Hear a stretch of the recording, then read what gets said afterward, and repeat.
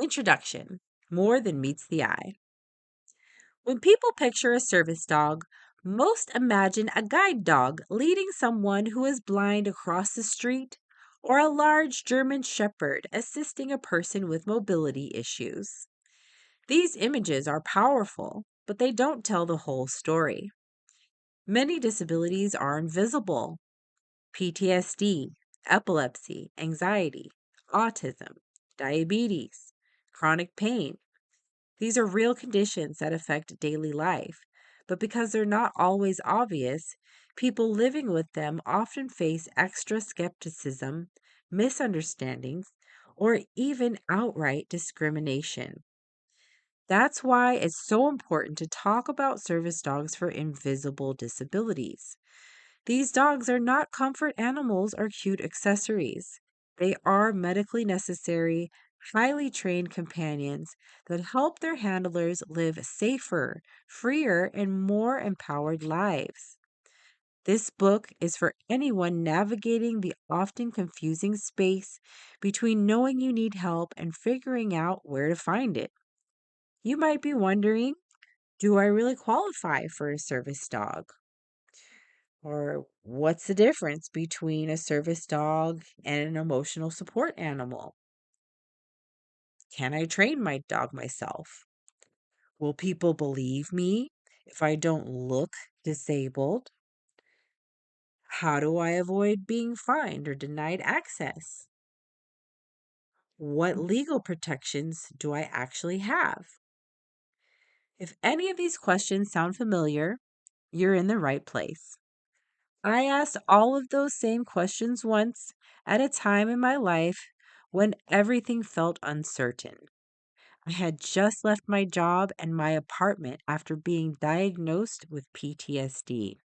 I was overwhelmed, dealing with panic attacks and seizures, and caring full time for my father who struggled with his own mental health.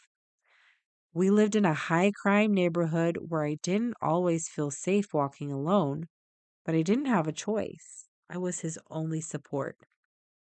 One day, while picking up his medications at the pharmacy, there was a violent threat involving a firearm.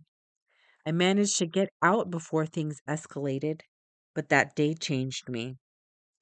I went home and tried to carry on as if nothing had happened.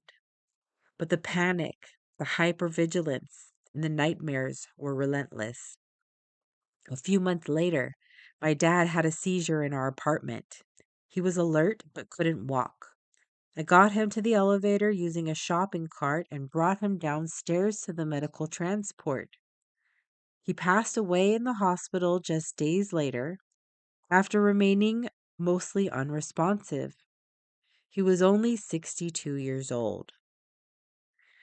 That moment forced me to stop second guessing my own symptoms. His death validated what I had been going through.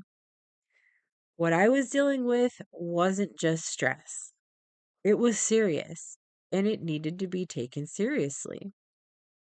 Around that time, I remembered how much peace I used to feel walking our family dog as a teenager on nature trails I would never dare walk alone today. I missed that grounded, secure feeling. So I found a puppy online and I adopted her from a local family. That very first night, I finally slept. I named her Ruby because I got her in July, my birth month. She immediately became a source of protection and peace. If I disassociated, she brought me back.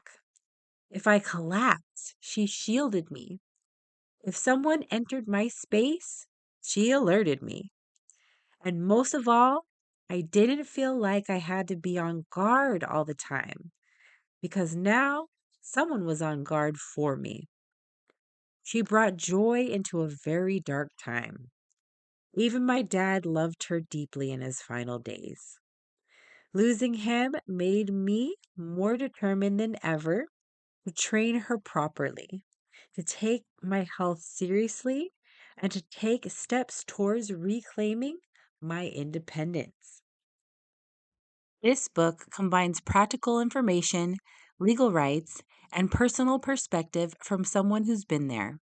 You'll find worksheets to help you reflect, resources to guide your next steps, and gentle encouragement along the way.